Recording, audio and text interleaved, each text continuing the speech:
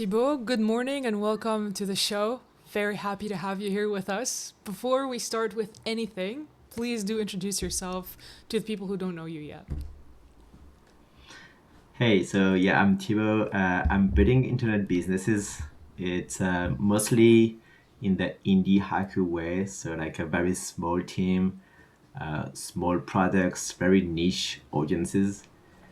I have a bunch of failures behind me. Like I spent many years doing like all the mistakes you can ever think of, and moving away from that, I had so like a few successes and one big exit behind me. So it's doing pretty good for me right now. I love that. I love that. Thibaut, I'm very happy that you're with us on the show today. It's going to be a series of questions because people really want to know a lot of things about yourself. Um, Everybody is currently talking. I mean, this is the talk of the town. Everybody's talking and experiencing a lot of AI. Before we start with anything that happened in the past, which is the businesses that you've built, as you said, you had a big exit. You had multiple exits, as I know, if I'm not mistaken. Yeah, the biggest one are Twitter and Taplio. Like they were very social media focused tool, one for Twitter and one for LinkedIn. And they got acquired by a team called Lempire in 2022. That was up to like an 8 million exits. Was pretty wild to me. Amazing. But yeah, crazy story, by the way. It is, and we'll get to that. We'll get to that. But as a person who's building multiple businesses, who's built multiple businesses in the past, is AI really helping people right now, or is it making things harder? People be scared of it? Should people use it in a certain way? What do you think about this entire topic? But it's definitely both because it's making things so much easier for everyone. Then everyone is doing it, and so getting customers is actually much harder. Like I don't know if you noticed, but in the last Google report, they are reporting that they get 20% click less on their ads, but at the same time, ads cost 20% more. Like they are getting 20% more revenue. So I think it's pretty much the main signal in every single place. You have more people building apps, more people creating contents, more people doing ads, more people doing SEO. But at the same time, you don't have more people consuming content. You don't have more people buying stuff, and so it's getting more and more competitive everywhere. And so this is why it's I think harder than ever to sell right now. We're hearing about this all the time. And so, this is one of the most popular questions that the people care about knowing when it comes to what you do. So, you're building so many businesses, you've built businesses before AI, you're still doing so. We all agree that right now, and you've said that, distribution is becoming harder than actually building a product, right? It's becoming harder than building a company. For sure. Like no Okay. doubts. We It's so noting noting that we agree on that. If today there's a person, they don't have a big social media presence, they want to start with something, what would your main piece of advice be for them to get their first 10, 20, 100 customers? I think the first mistake that people do is they tend to fall in love with their products because they created it. They put a lot of emotion in their product, and so they they want to force people to like it. Like they want to force sell the products, and this is happening to everyone. I did this mistake twice. It cost me 4 years of my life. It's insane. What people don't think about is they have to validate their idea. They have to validate their businesses. And so the first thing that I would advise anyone to do is instead of forcing the sale of the product, try to put themselves in the mindset of I need to validate that my business is actually relevant. Is it's a right fit for my audience and it's a right fit for my skill sets. It's very important to do so because it might save so much of your time, so much. I love that. So finding PMF before trying to like blast things to everybody and oblige them to like what you do, making sure that they actually like it, and then starting with like actually marketing it, right? Yeah, I did this mistake. I invested too early on ads on a few projects, and it kind of creates the feeling that your project is working because you have users, but at the same time, like it's the basket, like the churn is kicking, and you lose these users, and then it's just fake validation. Like true validation is coming from revenue and from stickiness, and this is what you need to focus on in the early days. And so once you have the PMF, once you know that this is a product people need, what would you say?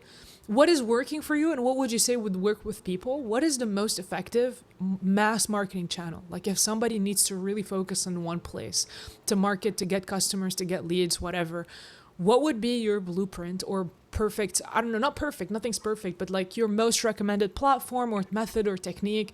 What is something you currently do to like get more people? I know you have a personal brand, but what would you say is like the most effective channel right now? Well, I really like the personal brand marketing because it's like it works at many sizes. Like you don't have you don't need 100K followers to sell anything, and it's also actually like the hardest thing to copy and to steal from you. Like people, you maybe don't realize that, but people like to buy from you because they like who you are, and True. this is an insane idea. Like it's very hard to grasp as an idea, but if you are genuine on social media, if you have like a unique personality, and if you like really show who you are, and you genuinely make friends on the internet and genuinely interact with each other, people will just want to support you, and they do that by just buying their product, even if they just it's not going to change the game for them, but they just want to support you. And so I really think that it's an awesome way to market your products.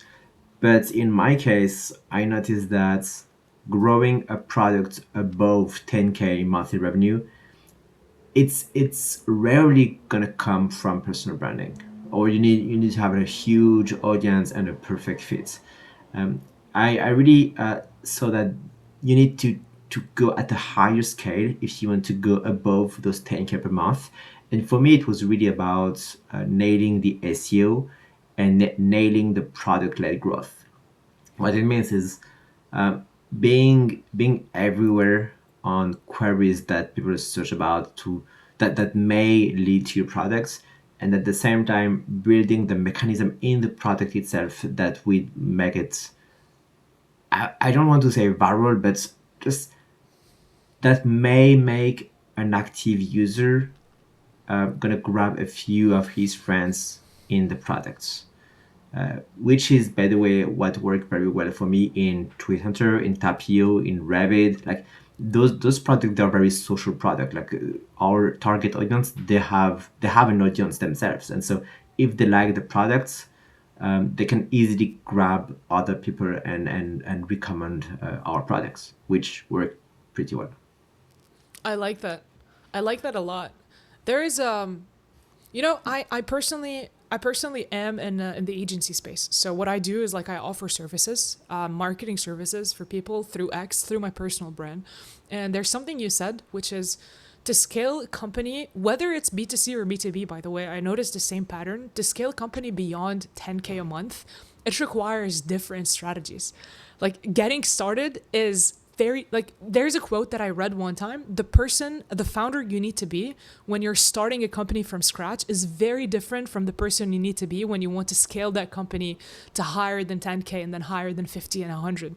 So I really like that you Yeah, this mentioned is that this is because so true. yeah, a lot of people Yeah, miss it, and a lot of people don't know that they need to be a completely different person to scale a company rather than start one from scratch.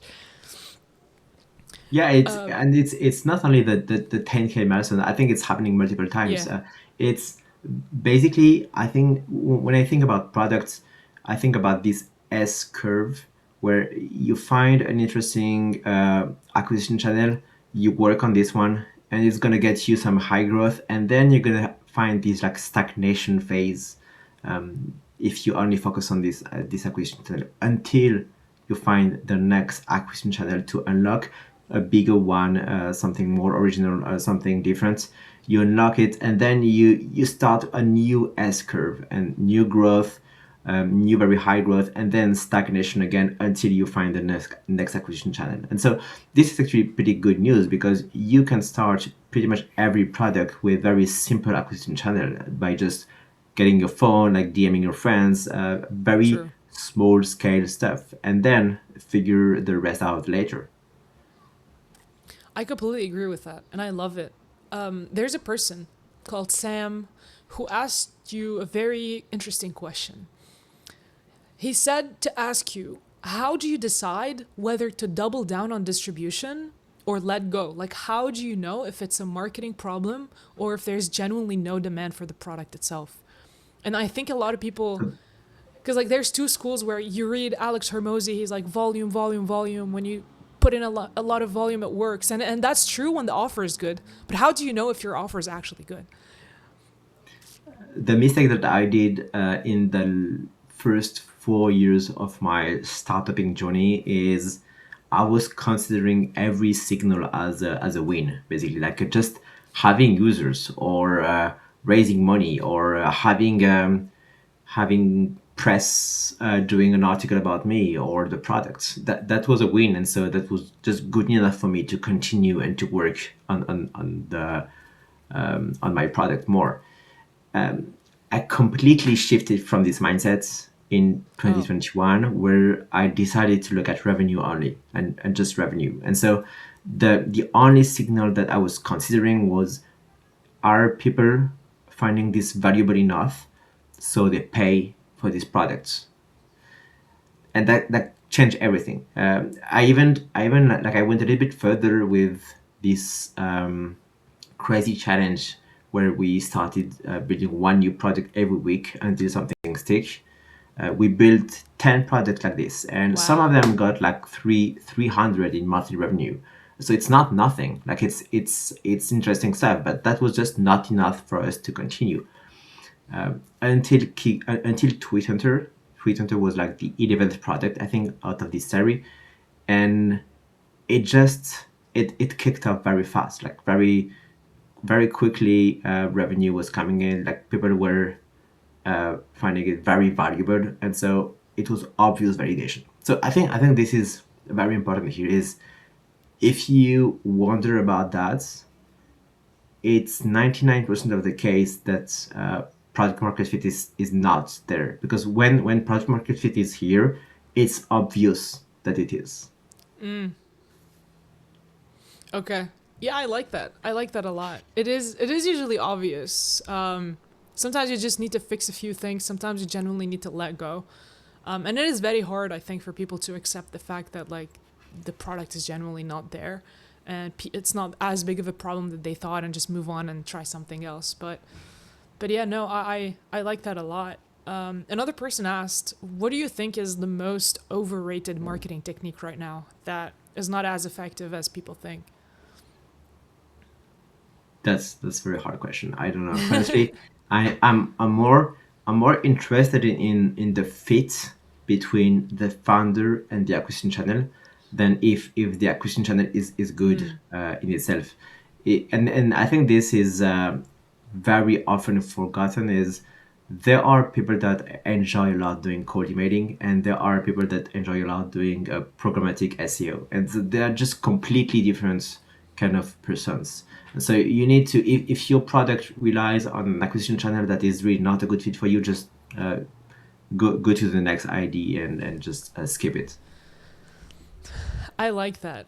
Um, Tibo, a very specific question. So, as you said, currently with AI, people can build whatever they want. So, if a product had like five competitors in the past, now it can have 100 very easily because everybody can build an idea pretty quickly, MVPs at least. And we said, obviously, marketing and distribution, very, very hard. Do you think that B2C companies, at least, this does not apply for B2B, which is what you guys build, do you think having an online community is currently becoming more and more important? Like a product, a company that has a community for people that has rituals for them, that keeps them retained, keeps them entertained. A loyalty program, for example, talks to them every day, where there's like vibes and gets them emotionally attached. Do you think this is something that is helping companies with retention more and more? So all the things that you mentioned, I think it helps create very strong brands. And in the end, I think this is what it is about. Having a very strong brand right now is a huge competitive advantage, because I think we are getting in the world where AI and ChatGPT is going to recommend 99% of the tool that we're going to use. And ChatGPT is going to make winner take all businesses. Like, it means that if you ask what is the best video editor, it's going to recommend one tool, or it's going to recommend many, but one is going to be at the top, and everyone is going to go at this tool. And so the biggest brand, the most famous one, the most famous known and recommended on the web are going to win big businesses. And so I would definitely recommend working a lot on the brand and make it as strong as possible. Even maybe buying old brands, forgotten one, but who had this huge aura. Because yeah, I do think it's very important. It is, and I think people really neglect. I mean, this is what I've been focused on for many years, and I can see through statistics, through data, people neglect retention a lot. They focus a lot on acquisition, acquisition, acquisition, and then the churn rates are super high, and then they just pay more to get more people, and then the others are leaving. While if they focus a little bit more on retention, they can keep people without paying for them to come back. And then everybody that comes back is just an extra on top, and they could make more revenue if they focus a little bit more on keeping their people happy and creating this sense of community and emotional attachment to what they're doing. Yeah, that's What do you true. think people And can, with yeah, what do you think your people can do to like yeah, fix this, the with your churn rates users and, being like we have this on every single one of our products. We have user are getting reach out to from competitors for them to switch, and so it's very hard to fix retention and churn, especially with more and more usage coming from the AI agent themselves. It's very easy for an AI agent to switch from an existing product to another one. It's just, honestly, it's just a prompt to switch, and that's it. And so true.